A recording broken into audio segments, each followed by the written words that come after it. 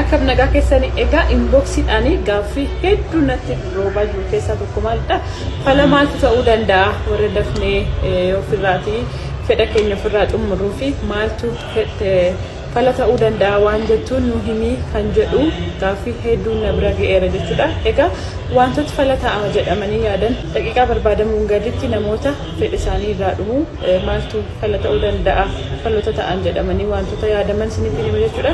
Egaa ni fayyada jettanii namoota yaadaniif sheerii gochuu keessan dagatina. Akkuma beektan kun faarmaasii keessan Liban faarmaasiitii kan nuun argamnu Boolee Bulbulaa Maazoraa. Gaaffii fi yaada qabdan koomentii jalatti naaf keessan dagatina.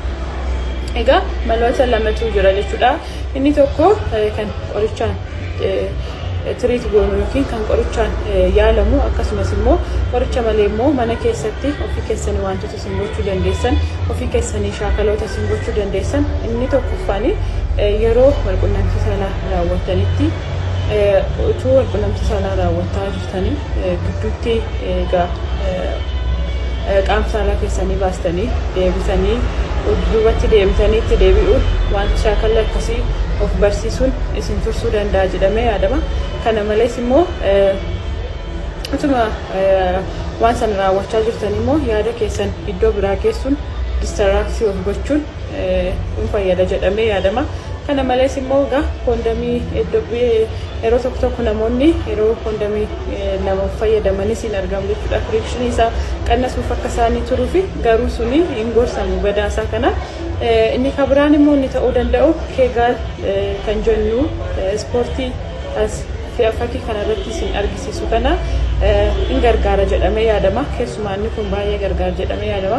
Sochii qaamaa kana yeroo hundaa ganamas ta'uu danda'a galgalas hojjechuun keessan maslii naannoo kana jiru akka jabaatu isin gargaara, istroongii akka ta'uuf isin gargaara jedhamee yaadama. Kanaafiyyuu fakkiidhaan ispoortiidhaan isinii faa'e kana mana keessan keessatti yeroo hundaa yaaluu keessan hin dagatinaa please. Kana malees immoo qorichoonni wanta kanaaf hin gargaaramaa dafee irraa ba'uu kanaaf hin gargaaram jedhamanii yaadamanii SSRI kan jennu seeraatooniin ri'aaktiik inhibitors kan jennu kun egaa qorichoonni kun hin gargaara jedhamee yaadamuyyuu malee garuu of leebiliidha jechuudha. Of leebilii ta'anii garuu kanneen akka filoozeetinii yeroo isaan namoonni gargaaraman ni argina jechuudha. SSRI kun egaa qorichoota gosa hedduutu jira keessaa filoozeetinii akka fakkeenyaatti isinii kaasee egaa namoota fayyada jettanii yaadaniif sheerii gochuu keessan hin dagatina. Qorichoota kana yaaluu keessan dura immoo hakiima wajjin mari'achuu keessan hin dagatina yeroo hundaa akkuma isin jedhu jechuudha. Kana malees ispoortii kana garuu mana keessan keessatti ofii keessaniyyuu yeroo hundumaa hojjechuudhaan rakkoo kanaaf furmaata argachuu dandeessu. Galatooma kun faarmaasii keessan Liban faarmaasiitii.